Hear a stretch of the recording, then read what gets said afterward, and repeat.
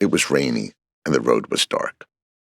About 45 minutes into the ride, we lit up a joint, smoked it down, and threw the roach out the window. I remember thinking that one joint was a better buzz than if we smoked all 1,400 pounds in the back of the truck. But less than 20 minutes later, I looked up into the mirrors to see rollers, blue lights. The cops were behind our truck, and we would soon have an extremely close and personal relationship. As I opened the door and jumped down from the cab, I turned, walking back to meet the situation head-on, with only a few seconds to formulate my thoughts. My hope was to quickly make a good first impression, diffuse the situation, and get back on the road without contraband.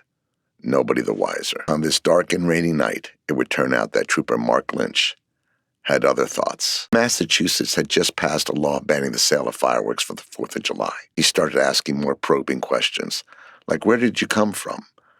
And where are you going?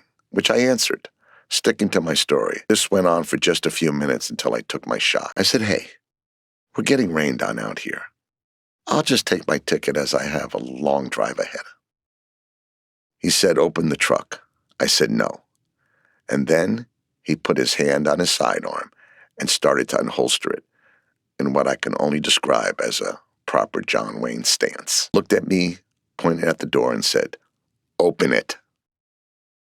Once Rick heard the door open, I was worried he might run, but I hoped he didn't. I needed him to stay put if I was going to get one last shot at turning this around. Lynch, using his pocket knife, cut into one of the boxes and looked at me and said, what is this? Then he said, hey, I know what this is. I was handcuffed to the back of the truck.